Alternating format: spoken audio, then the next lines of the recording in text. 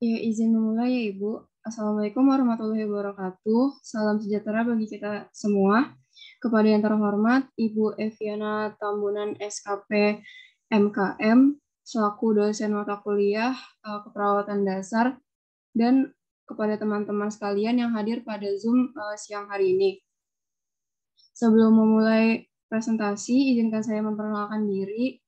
Saya Ai Indriani Rtika Pratiwi selaku moderator yang akan memandu jalannya presentasi pada siang hari ini dengan materi kebutuhan rasa aman dan nyaman nyeri.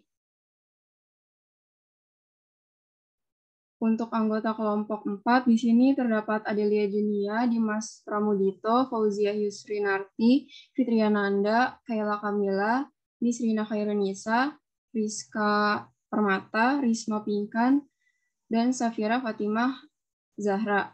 Untuk materinya bisa dijelaskan oleh kelompok. Yang pertama ada sifat nyeri atau nature of pain. Pengalaman nyeri bersifat kompleks melibatkan lebih dari satu sensasi fisiologis yang disebabkan oleh stimulus tertentu dan juga melibatkan komponen fisik, emosional, dan kognitif. Sifat nyeri subjektif dan sangat individual yang artinya hanya bisa diukur oleh si orang yang merasakan nyeri. Jika nyeri tidak diobati, dapat menyebabkan konsekuensi fisik, psikologis, sosial. Nyeri itu sendiri tidak dapat diukur secara objektif, hanya pasien yang tahu apakah ada rasa sakit dan bagaimana pengalaman itu terasa. Namun penilaian cermat sangat penting saat seorang perawat menilai efek, misalnya perilaku dan perubahan fisiologis yang terkait dengan nyeri. Bukan tanggung jawab pasien untuk membuktikan bahwa dia kesakitan, itu adalah tanggung jawab perawat untuk menilai kondisi pasien dan menerima laporan subjektifnya. Sebentar, kelompok. Anda hanya punya waktu 15 menit ya. Tolong nggak usah semua dibaca, karena teman-teman Anda juga bisa melihat. Yang poin-poin penting saja Anda sampaikan. Jangan terlalu lama presentasinya ya. Oke, ya. Baik, Ibu. Fisiologis nyeri. Seorang pasien yang sedang merasakan nyeri tidak dapat membedakan tiap proses, maka sebagai seorang perawat memahami setiap proses membantu perawat mengenali faktor-faktor yang menyebabkan rasa sakit, gejala yang menyertainya, dan alasan untuk terapi yang dipilih. Proses fisiologis nyeri terbagi menjadi 4. Yang pertama ada transduksi, yang kedua transmisi, yang ketiga modulasi, dan yang keempat persepsi. Lalu kontrol rasa nyeri, gate control theory. Gate control theory yaitu dengan mengurangi rasa nyeri yang timbul sebelum masuk ke medula spinalis. Menurut teori ini, mekanisme gate control yang terletak di sepanjang sistem saraf pusat mengatur atau memblokir impuls nyeri. Impuls nyeri melewati ketika gerbang terbuka dan diblokir ketika gerbang ditutup. Jika melakukan farmakologis, maka perawat harus berkolaborasi dengan dokter dalam pemberian obat dan dosis obat. Pada farmakologis, biasanya diberikan nyeri yang sudah terasa berat. Jika nyeri masih terasa ringan, dapat dilakukan dengan tindakan non-farmakologis.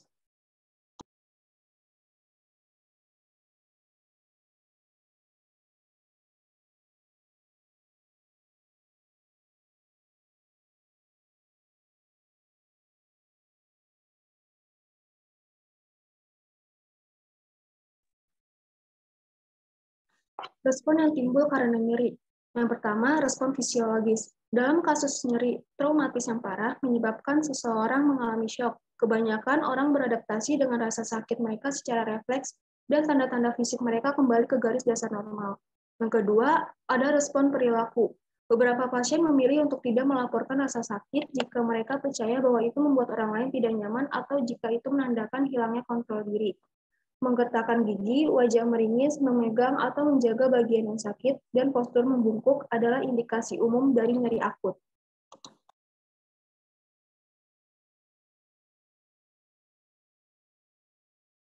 Ada klasifikasi nyeri. Selanjutnya,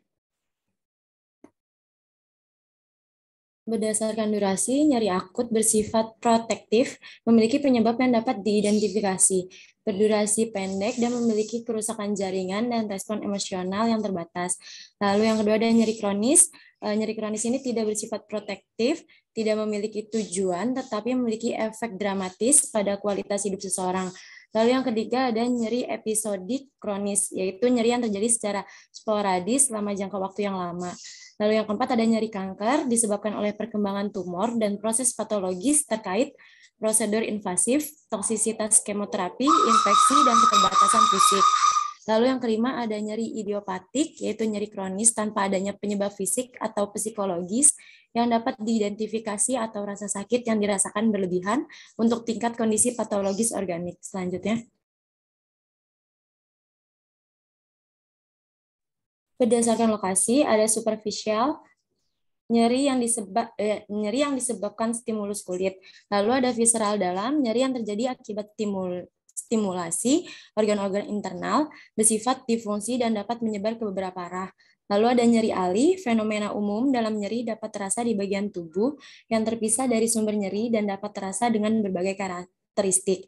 Lalu ada radiasi nyeri, yaitu sensasi nyeri yang meluas dari tempat awal cedera ke bagian tubuh yang lainnya. Selanjutnya.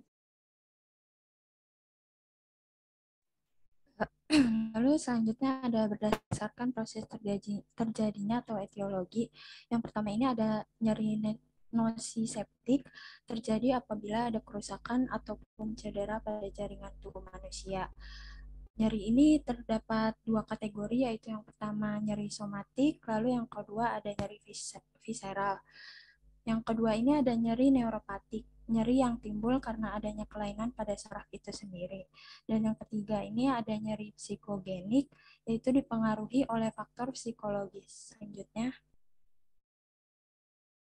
Selanjutnya berdasarkan intensitas, klasifikasi nyeri dengan menggunakan skala standar, yaitu skala 0 atau tidak nyeri hingga 10 atau nyeri terburuk. Skala ringan yaitu dari skala 1 hingga 3, skala sedang dari skala 4 hingga 6, dan skala parah yaitu dari skala 7 hingga skala 10. Selanjutnya, faktor yang berhubungan dengan nyeri ini, faktor ini dibedakan menjadi dua, yaitu ada faktor internal dan faktor eksternal. Faktor internal ini terdiri dari usia, jenis kelamin, perhatian, anksietas atau kecemasan, pengalaman masa lalu, pengetahuan nyeri, dan kelelahan. Lalu dari faktor eksternal ini ada pola coping, support keluarga dan sosial, kultur, lingkungan, dan pengobatan.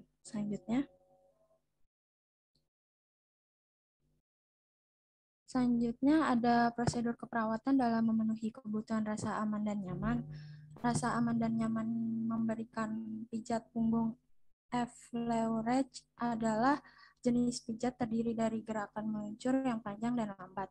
Tujuannya ini yang pertama untuk meredakan ketegangan otot, mengurangi intensitas nyeri, dan meningkatkan refleks fisik dan mental. Yang dikajinya ini ada perilaku mengindikasi kebutuhan potensial untuk pijat punggung seperti keluhan kekakuan, ketegangan otot di punggung ataupun bahu, dan kesulitan tidur berhubungan dengan ketegangan maupun kecemasan. Lalu yang kedua ini, apakah klien bersedia untuk dipijat? Karena beberapa klien mungkin tidak menikmati pijat. Yang ketiga, kontraindikasi untuk dipijat punggung, misalnya masalah koagulasi, pembekuan darah, gangguan integritas kulit, dan operasi punggung. Lalu ada pun perlengkapan yang disiapkan, yaitu ada handuk dan lotion. Selanjutnya.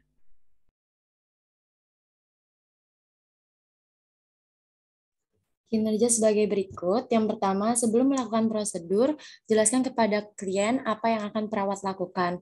Lalu yang kedua, lakukan kebersihan tangan. Yang ketiga, berikan privasi klien. Yang keempat, bantu klien untuk pindah ke sisi dekat tempat tidur dalam jangkauan perawat dan sesuaikan tempat tidur ke ketinggian kerja yang nyaman. Rasional ini mencegah ketegangan punggung. Lalu yang kelima, ada tetapkan posisi yang nyaman untuk klien.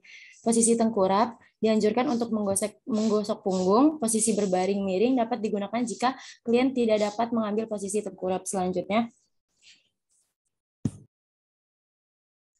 Yang keenam, tuangkan sedikit lotion ke telapak tangan Anda. 7. Dengan menggunakan telapak tangan Anda, mulailah di area sakral dengan gerakan melingkar yang halus. Ke-8, gerakan tangan Anda ke tangan punggung dan kemudian di atas kedua skapula, pijat dengan gerakan melingkar di atas skapula. 9, gerakan tangan Anda ke bawah sisi belakang, pijat area di atas puncak kaki kanan dan kiri. 10, pijat punggung dengan pola yang teratur menggunakan berbagai pukulan dan tekanannya sesuai. Asuhan keperawatan, di sini ada kasus Nyonya M berusia 55 tahun dirawat di ruang internis. Pada tanggal 13 Agustus 2021, Nyonya M datang pukul 7 di Rumah Sakit Pelita Kasih. Pada tanggal 13 Agustus 2021, pukul 10 dilakukan pengkajian dan Nyonya M didiagnosa dengan gastritis. Nyonya M datang dengan keluhan nyeri perut atau di belakang ulu hati. Rasanya seperti menjalar dari ulu hati depan hingga belakang, nyerinya berada di skala 7 saat itu. Saat malam pun tidurnya terasa tidak nyenyak karena merasa nyeri. Keluarga pasien mengatakan pasien saat melakukan aktivitas masih dibantu keluarga dan terkadang terlihat lemah, letih. Saat dilakukan pengkajian, didapat tanda-tanda vitalnya tekanan darah 130/90 mHg, suhunya 37,5 derajat Celcius, nadinya 101 kali per menit, RR-nya 18 kali per menit.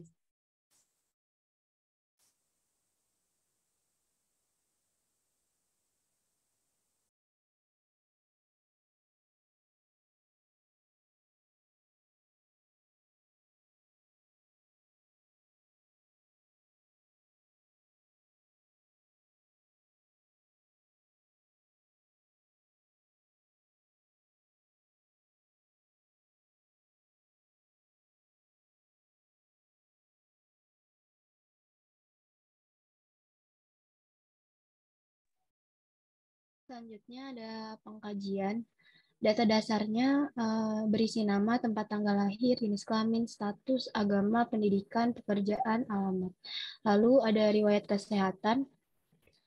Yang pertama, riwayat kesehatan saat ini pasiennya mengeluh nyeri perut atau di bagian ulu hati. Yang kedua, pasien mengatakan mengalami penurunan berat badan. Yang ketiga, pasien mengatakan tidak bisa tidur dengan nyenyak. Lalu ada riwayat masa lalu. Tidak ada riwayat keluarganya mempunyai riwayat asam lambung, asam urat, dan hipertensi. Selanjutnya.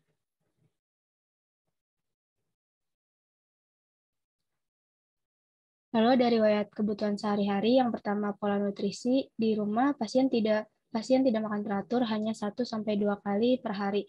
Pasien makan hanya 1 porsi, tidak memiliki pantangan makanan, dan minum 6-7 gelas setiap hari.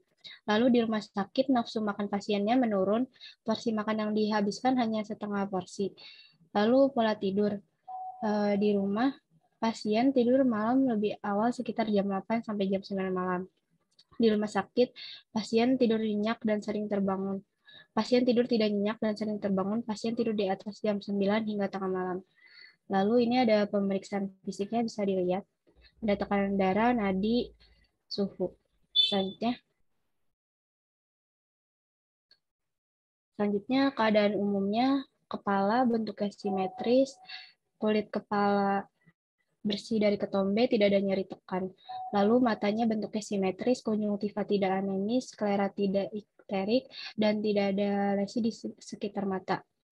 Telinga bentuknya simetris, sejajar dengan mata, tidak ada benjolan maupun lesi. Lalu mulut dan tenggorokan, kemampuan bicara baik, mukosa bibir kering, tidak menggunakan gigi palsu. Untuk hidungnya bentuknya simetris, tidak ada polip, tidak ada keluhan dari kelainan pada hidung.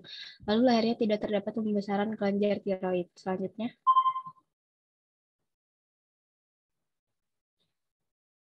Lalu ada pemeriksaan paru, ada pemeriksaan inspeksi, palpasi, perkusi, auskultasi. Untuk abdomen juga sama. Lalu ada kulitnya, tidak ada lesi atau gangguan kulit yang tampak pada pasien. Ekstremitasnya simetris atau normal, genitalianya normal. Selanjutnya.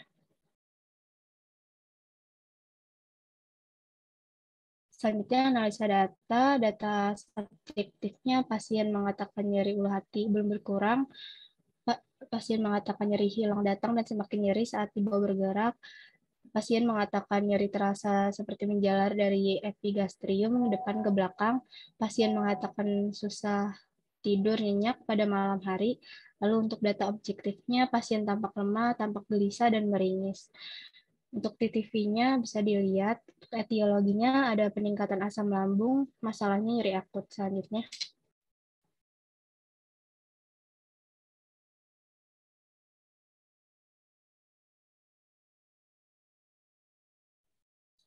Selanjutnya yang kedua, data subjektifnya pasien mengeluh lemah dan begitu letih, pasien mengatakan belum mampu beraktivitas secara mandiri sepenuhnya, pasien mengatakan masih dibantu oleh keluarga seperti akan pergi ke toilet atau ketika akan duduk.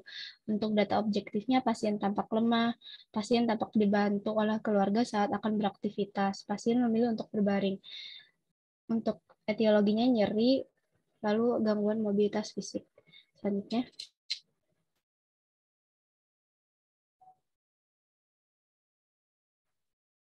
Selanjutnya diagnosa keperawatannya ada 2 yang ditemukan pada tanggal 13 Agustus 2021. Yang pertama itu nyeri akut berhubungan dengan peningkatan asam lambung, dibuktikan dengan sulit tidur dan nyeri saat bergerak. Lalu yang kedua itu gangguan mobilitas fisik berhubungan dengan nyeri, dibuktikan dengan nyeri saat bergerak. Selanjutnya.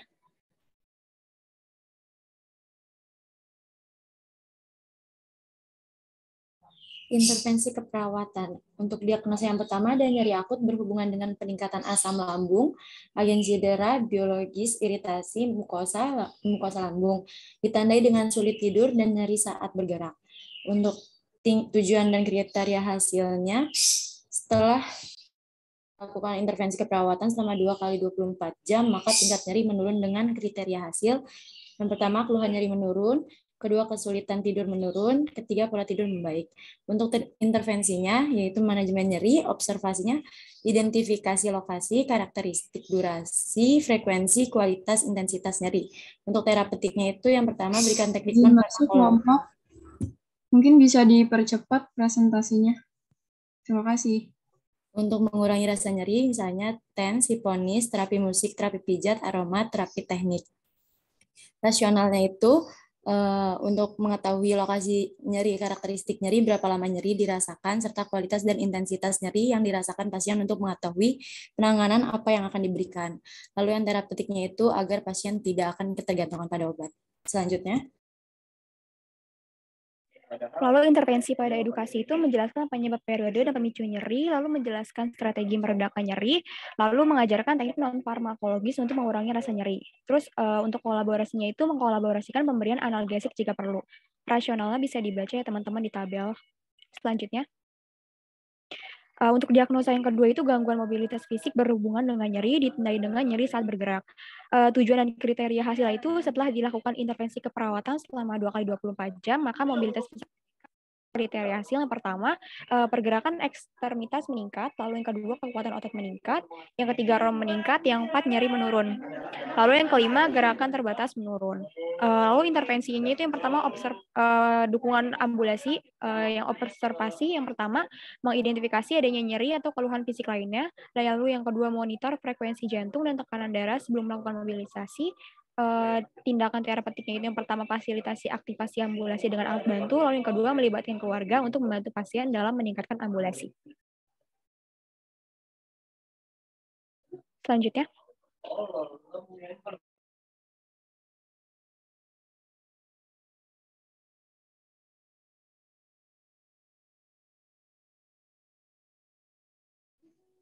Baik, saya lanjut. Di sini ada edukasi. Yang pertama itu anjurkan melakukan ambulasi dini, ajarkan ambulasi sederhana yang harus dilakukan. Rasional ini ada edukasi. Yang satu mengajarkan pasien melakukan ambulasi dini, yang kedua mengajarkan ambulasi sederhana kepada pasien. Boleh dilanjut? Di tabel sini ada implementasi keperawatan. Di keperawatan itu ada tanggal sama jamnya. Pada tanggal 13 bulan 8 tahun 2021 pada pukul jam 11, Terjadi inflamasi mengidentifikasi lokasi, karakteristik, durasi, frekuensi, kualitas, intensitas nyeri. Responnya ini RS-nya pasien mengatakan nyeri perut atau belakang ulu hati. RO-nya ini pasien tampak lemah letih dan saat dikaji rentang nyerinya berada di skala 7. Berikutnya pada pukul 11.15 implementasinya ini memberikan teknik non-farmakologis untuk mengurangi rasa nyeri, misalnya terapi pijat. Responnya ini RS pasien mengatakan saat dilakukan mixed daerah nyerinya sedikit berkurang. RO-nya ini pasien tampak peringgi sangat dipijat terapi perlahan terlihat nyaman. Pada pukul jam 11.30 implementasinya mengontrol lingkungan yang memberat rasa nyeri, misalnya suhu ruangan, pencahayaan, kebisingan. RS-nya ini pasien mengatakan jika suhu ruangan dingin maka nyerinya bertambah. RO-nya pasien tampak meringis pada suhu ruangan yang dingin. Boleh di next.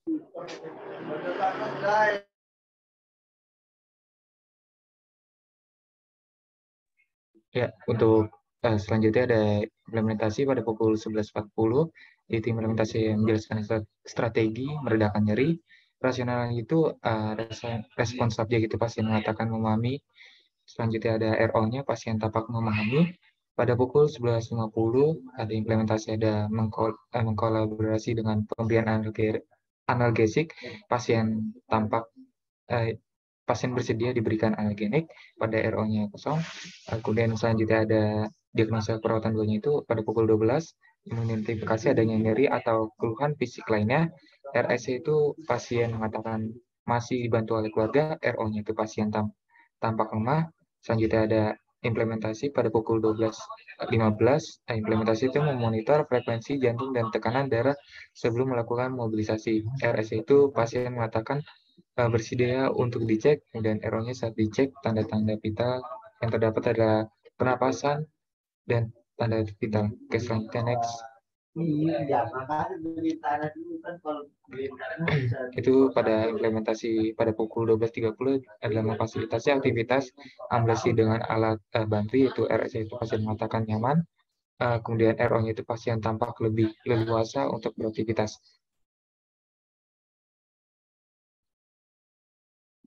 Oke, selanjutnya next.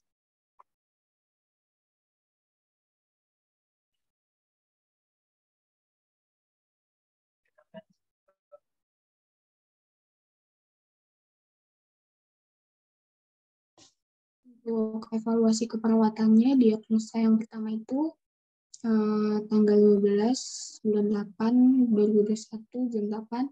Subjektifnya pasien mengatakan nyerinya sudah sedikit berkurang, tidak seperti kemarin. Objektifnya pasien tampak lebih segar dan saat diperiksa skala nyerinya menjadi 3. Asesmennya masalah teratasi sebagian dan planningnya intervensi dilanjutkan next.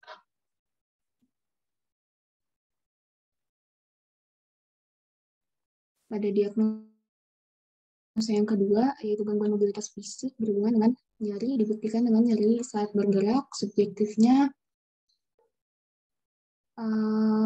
pasien mengatakan sudah bisa beraktivitas mandiri dalam melakukan aktivitas sedang. Objektifnya pasien tampak bisa mobilisasi mandiri. Asesmennya masalah teratasi, planningnya intervensi dihentikan. Saya kembalikan kepada moderator.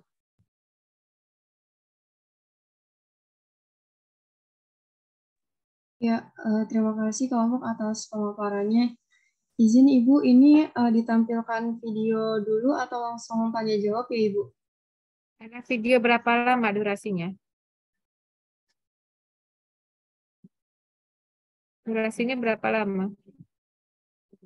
Izin untuk kelompok durasinya. Izin Ibu, untuk videonya durasinya 2 menit Ibu kurang lebih. Oke, ya silakan.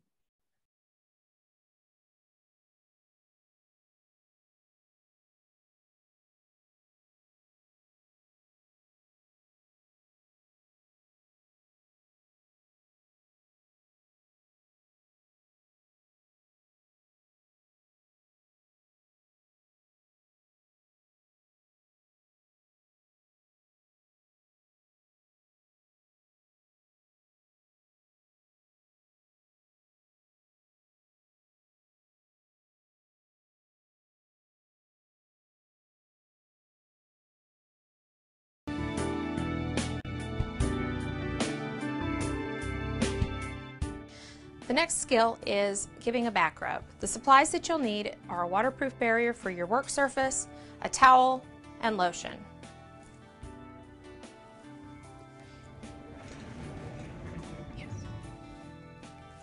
Hi Beth, my name's Mari and I'm going to be your aide today. Hi, Mari. How are you today? I'm good. I'm here to give you your back rub, so I'm going to go wash my hands and put on gloves before we get started. Walk out of the room and wash my hands and apply my gloves. When I come back, I'm going to assist Beth to rolling onto her side. So I will put the head of the bed down flat and raise the bed up to a good working level. Okay, Beth, if you'll slide toward me, I'm going to assist her by moving her shoulders and her legs. If you'll roll to your side, I will expose only Beth's back. And I will use my towel to create a barrier between her back and the side of the bed.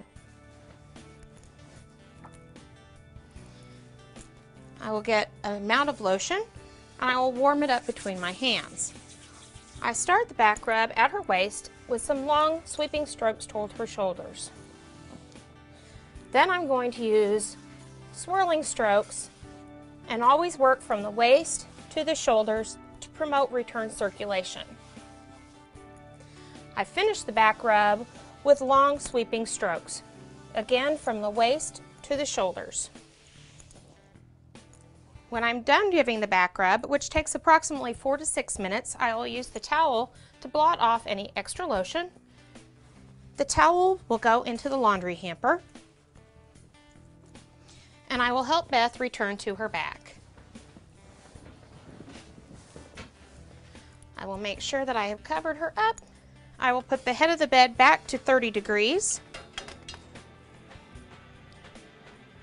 Put the bed in low position. Offer her call light and return the rails to the up position if they're ordered.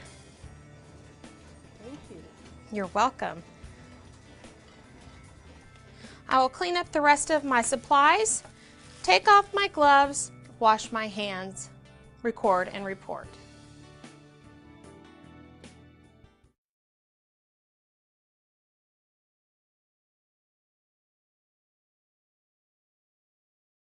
Ya, baik. Selanjutnya diadakan sesi tanya jawab kepada yang ingin bertanya kepada kelompok. Dipersilakan untuk raise hand terlebih dahulu.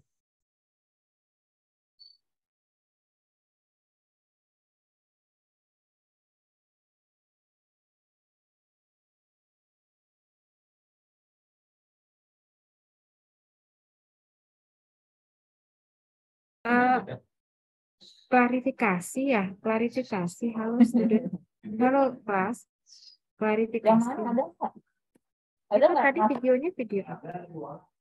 Oh, aku belum ada, nanti masukin. Tadi videonya video apa? Izin jawab Ibu, backup message. Ya, backup message itu dipakai untuk pasien yang pada saat memandikan.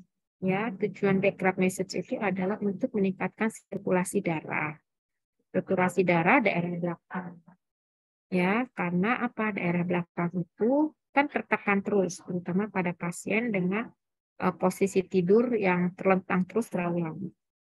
Jadi backup message itu biasanya dilakukan pada saat pasien dimandikan, pada saat posisi miring, ya. Pada saat pasien posisinya miring, nah dilakukanlah backup message untuk meningkatkan sirkulasi di daerah punggung. Satu lagi backup message ini juga tujuannya untuk mencegah terjadinya decubitus. Ya, salah satu decubitus terjadi kan penekanan daerah belakang, makanya dilakukan backup message. Tapi bukan untuk mengurangi ya, itu untuk relax. Ya, relax dan mencegah terjadinya penekanan dari daerah belakang yang dapat menyebabkan terjadinya decubitus. Ya, atau kelupaan. Ya, oke. Sekarang kita ada 5 kelompok ya. Moderator, masing-masing kelompok harus memberikan pertanyaan. Ada berapa kelompok moderator? Izin Ibu, ada 5 kelompok. Ya, berarti kalau satu kelompok presentasi ada 4 pertanyaan. Silakan. Untuk yang kelompok yang menjawab, yang presentasi, mohon tunjuk tangan ya, raise hand supaya kelihatan. Ya, baik Ibu. Untuk teman-teman, jika ada yang ingin bertanya, dipersilakan untuk raise hand. Ini sudah lengkap semua belum? Kalau sudah lengkap semua di SS juga. Oh ya. Sudah lengkap udah mahasiswanya. Sudah lengkap. Ya, untuk Vini Sarwatul, dipersilakan. Ini izin moderator. Saya Vini Sarwatul Mufida dari kelompok 1. Izin bertanya kepada kelompok. Salah satu nyeri berdasarkan etiologi itu kan ada nyeri psikogenik. Lalu bagaimana cara mengatasi nyeri psikogenik yang penyebabnya karena faktor psikis pasien? Terima kasih. Ya, untuk pertanyaan akan ditampung terlebih dahulu. Selanjutnya ada Alia, dipersilakan. Izin masuk moderator, saya Fitra Nabila dari perwakilan kelompok 3. Pertanyaan saya itu pada slide PPT berdasarkan proses terjadinya etiologi itu pada nyeri nociceptif terdapat 2 kategori, yaitu nyeri visceral dan nyeri somatik. Boleh tolong dijelaskan pengertian kedua nyeri tersebut, lalu bisa berikan masing-masing contoh nyeri tersebut. Terima kasih. Ya, baik, pertanyaannya akan ditampung. Selanjutnya ada Stefani, dipersilakan.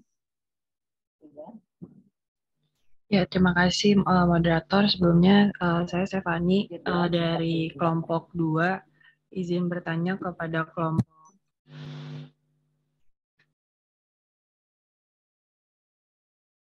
Ya, izin bertanya kepada kelompok. Tadi kan kelompok memaparkan untuk mengurangi nyeri itu bisa dengan tindakan non-farmakologi, yaitu berupa massage. Nah, apakah ada tindakan lain dari massage ini, tapi yang masih dengan tindakannya ini non-farmakologi seperti itu? Terima kasih.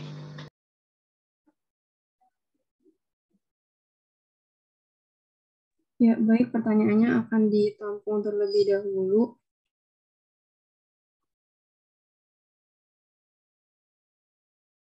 Selanjutnya untuk kelompok 5, apakah sudah ada pertanyaan untuk kelompok 4?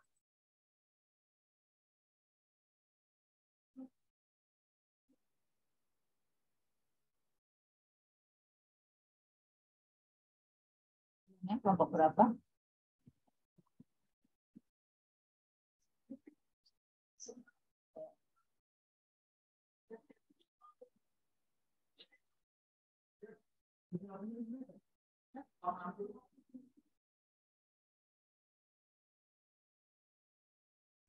Ya, izin untuk kelompok 5, apakah sudah ada pertanyaan?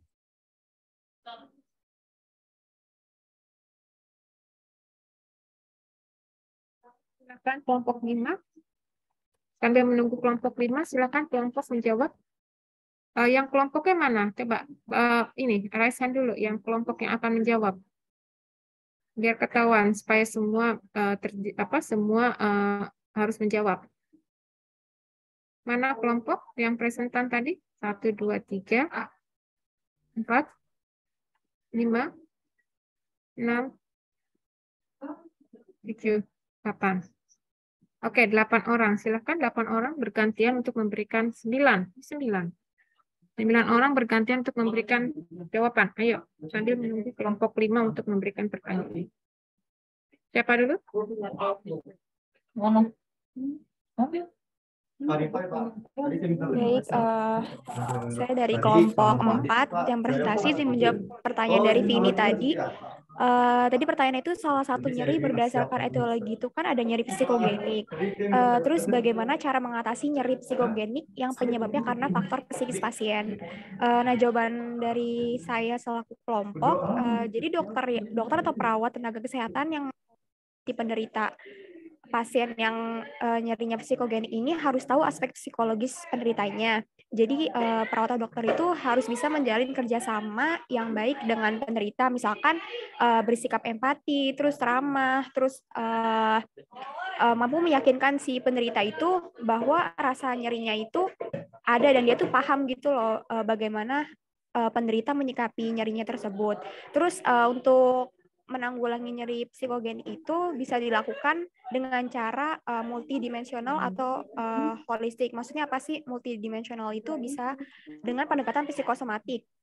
Nah, pendekatan psikosomatik itu dengan memperbaiki keluhan dan melatih penderita untuk melakukan perubahan kognitif dan memiliki coping sehingga selanjutnya si penderita itu bisa bersahabat dengan nyeri. Jadi kita harus bisa meyakini penderita nih kalau misalkan nyerinya itu bisa diatasi, kita itu tidak terlalu terpikir dengan nyeri yang diderita. Mungkin kelompok ada yang bisa ditambahkan.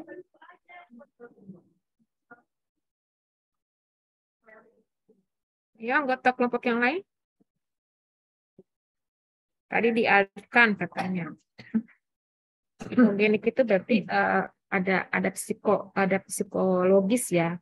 Jadi dia merasakan nyeri secara psikologis. Ya. Jadi mungkin sebenarnya gini, nyerinya itu karena adanya dia rasakan karena adanya gangguan secara psikologis. Contohnya dia sedang ada masalah ya, ada suatu masalah yang berdampak terhadap psikologisnya, dan kemudian dia merasakan dadanya kok terasa sakit. Contohnya gini, aduh dadaku terasa sakit, aku nggak bisa bernafas, nah gitu. Ya, dia merasa dadanya seperti kesakitan sekali sampai dia nggak bisa bernafas. Ya, padahal kalau misalkan dilakukan pemeriksaan, mungkin semua pemeriksaan fisik tubuhnya baik, tanda vitalnya baik, kemudian tidak ada kelainan-kelainan yang ditemukan pada tubuhnya gitu. Tapi dia merasa dadanya sakit. Begitu dikaji ternyata dia ada masalah psikologis. Jadi dia merasakan nyerinya somatik. Istilahnya nyerinya somatik adalah nyeri yang hanya dia sendiri bisa rasakan, nyeri yang sifatnya psikologis gitu. Itu namanya. Ya. Nah, seperti itu misalkan ya, Anda misalkan merasa sakit perut gitu, perut tuh sakit, kok ini tuh sakit gitu, padahal sebenarnya dilakukan apa-apa tidak ada tanda atau tidak ada kelainan yang ditemukan. Nah, itu namanya nyeri psikologis. Ya, dan semakin berat masalah psikologisnya, dia tuh semakin terasa nyeri itu. Ya, nyerinya yang dirasakan semakin hebat. Ya itu.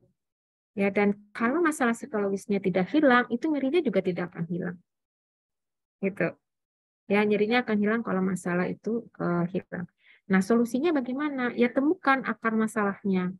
Misalkan dia punya masalah psikologis karena apa? Oh, dia punya masalah psikologis karena mungkin yang remaja misalkan ditinggal pacarnya gitu. Nah, cari solusinya apa yang harus dilakukan? Ya, supaya dia tidak berlarut-larut berlarut-larut mempunyai masalah karena tinggal pacarnya. Nah, itu solusinya. Ya, kalau misalkan dia sudah bisa menerima kondisi dan segala macam, ya pasti sakitnya akan hilang. Ya, nah kalau seperti ini, apa yang dilakukan perawat? Kalau Anda sebagai perawat, Anda bisa mendekati pasien, ya, kemudian Anda bisa menawarkan diri bahwa Anda bisa memberikan bantuan. Atau kalau ada yang dirasakan ada sesuatu yang dirasakan, bisa diceritakan pada Anda. Jadi Anda menawarkan diri untuk menjadi advokator, menjadi konselor buat si pasien. Ya. Tapi kalau ternyata dengan ya bicara sudah mengeksplorasikan perasaannya pada perawat sudah memberikan nasihat tapi juga tidak berdampak terhadap rasa kesakitannya dia, dalam arti kata dia masih merasakan perasaan yang dampak psikologis dari kehilangannya itu. Nah, satu-satunya jalannya kita konsulkan dia ke psikiater atau ke psikolog. Ya. Jadi perawat bisa melakukan, tapi perawat mempunyai batas-batas tertentu. Sehingga kalau memang tidak berdampak terhadap tindakan yang dilakukan perawat, ya berarti nanti kita mungkin bisa berkolaborasi dengan tenaga kesehatan lain untuk untuk memberikan intervensi pada pasien. Kita rujuk, ya misalkan ke tim psikolog, ya tim psikolog atau tim psikiater, gitu. Karena mereka memang mempunyai kepakaran di bidang itu, ya paham ya? Tadi ya pertanyaannya ya terkait dengan apa tadi? Terkait dengan apa tadi? Psikogenetik ya, psiko apa tadi? Siapa sih yang tadi? Ya, ada psikogenik Ibu. Psikogenik ya, terkait dengan bagaimana mengatasi nyeri akibat psikogenik. Ya, jadi kalau nyerinya itu terjadi karena adanya masalah psikologis. Kalau masalah psikologisnya hilang atau berkurang, nyerinya juga hilang.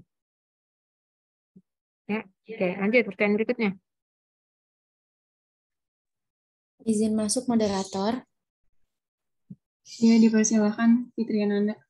Ya, saya Fitri Ananda, izin menjawab dari pertanyaan Stefani Carolina. Pertanyaannya adalah, selain tindakan non-farmakologi berupa message yang dipaparkan kelompok dalam mengurangi nyeri, apakah ada tindakan non-farmakologi lainnya yang dapat mengurangi nyeri?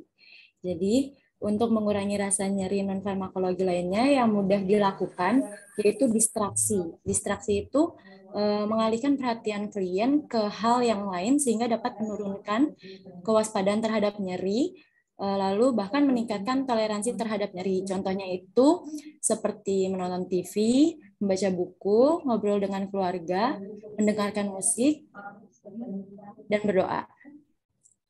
Apakah udah cukup, Stefani? Ya, sudah. Terima kasih. Ini pertanyaan tentang apa tadi? Hal lain dari itu, Ibu, mengurangi rasa nyeri. Farmakologi. Iya.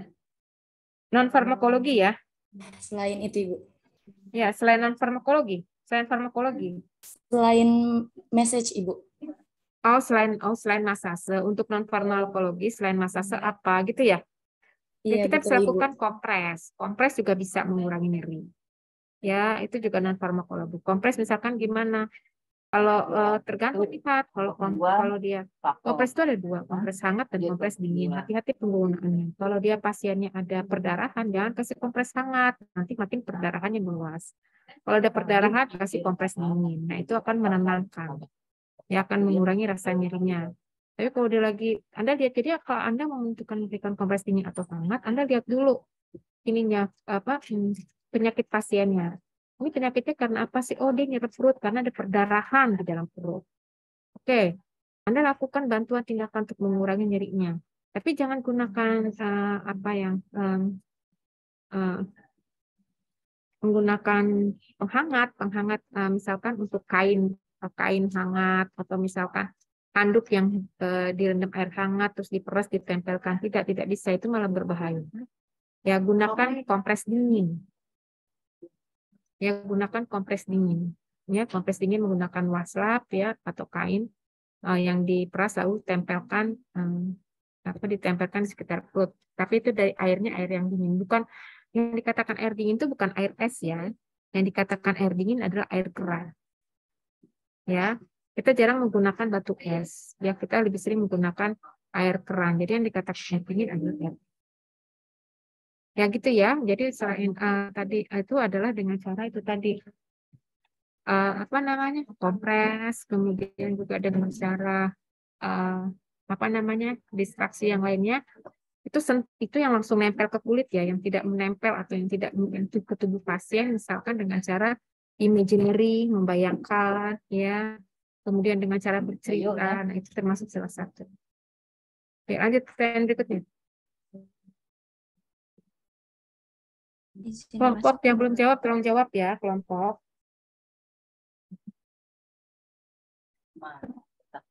Izin masuk moderator. Dipersilakan Safira. Iya, saya izin menjawab pertanyaan dari Fitri Alia tadi perwakilan dari kelompok 3. Pertanyaannya ini, inti dari pertanyaannya ini berikan masing-masing contoh dari nyeri somatik dan visceral ya.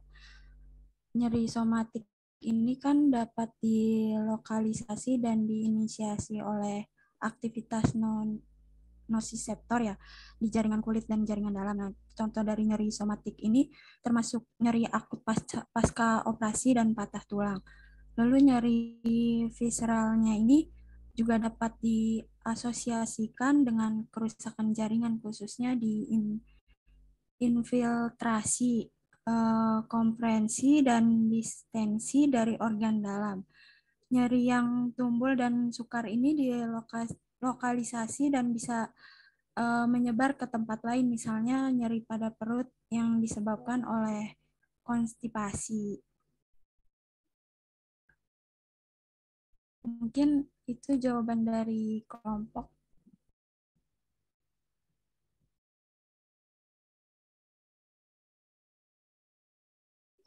Izin masuk moderator. Izin menambahkan jawaban dari Fitri Alia. Jadi dari pada nyeri visceral itu juga diasosiasikan dengan kerusakan jaringan. Khususnya itu kayak infiltrasi, kompres dan distensi dari organ dalam. Nyeri yang tumpul dan sukar dilokalisasikan dan bisa menyebar ke tempat lain. Misalnya nyeri perut yang disebabkan oleh konstipasi. Contoh gejala nyeri visceral yang paling umum adalah nyeri dada setelah melakukan aktivitas angkat berat, beban, atau menelan sepotongan makanan yang besar. Seperti itu jawaban dari kelompok. Apakah terjawab? Baik, terima kasih.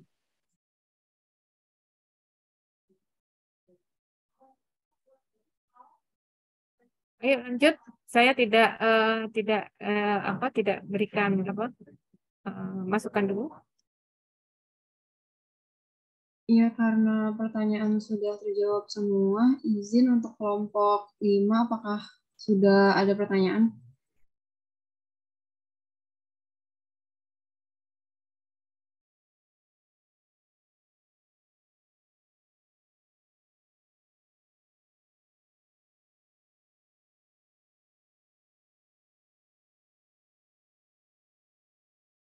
Iya, izin bertanya, dalam pengobatan nyeri itu kan ada teknik non-farmakologi dan eh,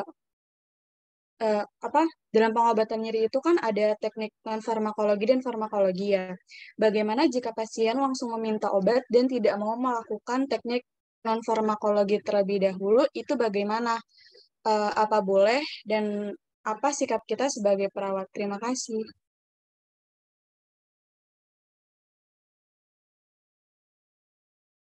Ya, untuk kelompok mungkin bisa langsung dijawab.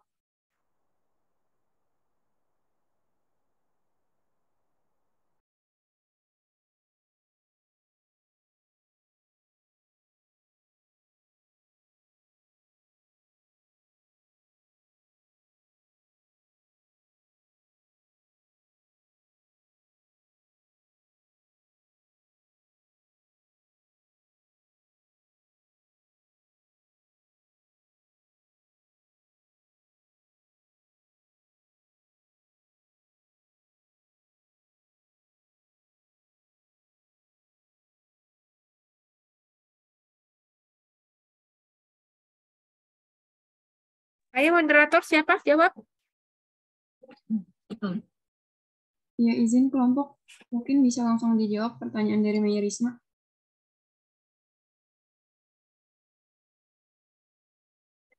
Ya, yang belum ya, yang belum menjawab.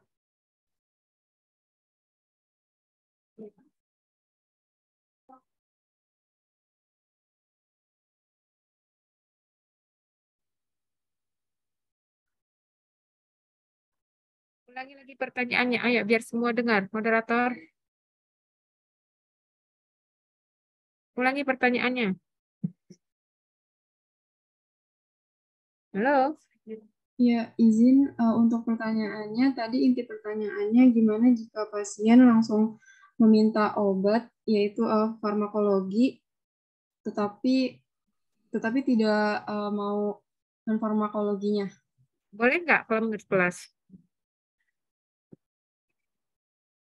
Ya, jadi kalau pasien meminta obat itu sebenarnya haknya dia.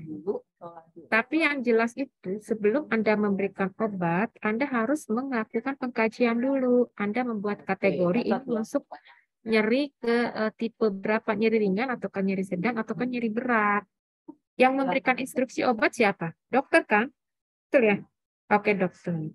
Nah, berdasarkan hasil rekomendasi itulah yang Anda laporkan ke dokter. Nanti dokter membuat keputusan, oh Bapak ini tidak bisa dikasih obat. Kalau dia menolak, dokternya harus menjelaskan kepada Bapaknya kenapa dia tidak mau memberikan obat. Gitu. Ya, karena berdasarkan hasil asesmen kalian, perawatnya, pasien sebenarnya masih dalam rentang nyeri ringan. Sehingga hanya dengan tindakan non-farmakologi juga bisa membantu. Tetapi pasiennya menolak. Nah, Anda laporkan itu kepada dokternya.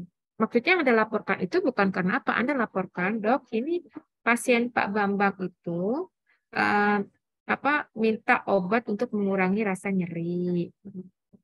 Saya sudah lakukan pengkajian nyeri, tanda-tanda vitalnya normal. Terus pengkajian nyerinya ternyata dia itu hanya nyeri ringan, gitu. Nah, sekarang itu tinggal keputusan dokternya. Oh tidak, saya tidak memberikan obat pada pasien itu. Karena hanya nyeri ringan, suruh aja tarik nafas dalam atau tindakan lainnya gitu. Nah, Anda melaporkan kepada pasien bahwa pasien itu tidak mendapatkan. Atau Anda bersama-sama dengan dokter menginformasikan mengapa pasien tersebut tidak perlu mendapatkan obat farmakologi. Ya, cukup mendapatkan obat non-farmakologi. Disertai dengan memberikan penjelasan apa dampaknya kalau sakit sedikit saja sudah pakai obat. Nah, gitu loh. Tahu ya? Jadi harus ada penjelasannya supaya dia pasien yang ngerti. Kalau mungkin dia menolak itu karena mereka nggak ngerti. Gitu. Orang ada obat, ngapain saya pakai dipijit-pijit kan gitu kan? Dipijitnya dengan orang tadi kenal lagi. Ya. Oke, ada berapa pertanyaan lagi? Izin Ibu, sudah terjawab semua, Ibu. Apakah ada satu kelompok sudah tadi yang terakhir ya? Iya, sudah, Ibu. Oke. Saya rasa karena kita juga materi ini sudah dapat ya, membantu ya, Ibu juga sudah banyak memberikan materi ya. Screenshot dulu, ayo. Ya, baik. Ibu dan teman-teman izin mengambil sesi dokumentasi. Untuk yang belum off-cam, yang belum on-cam bisa on-cam terlebih dahulu.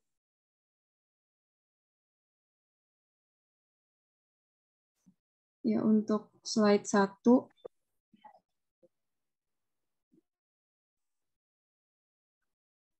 Untuk slide 2. Ya, sudah Ibu. Ya, kalau begitu kita akhiri sampai di sini. Ya, terima kasih atas perhatiannya. Materi sudah dapat ya.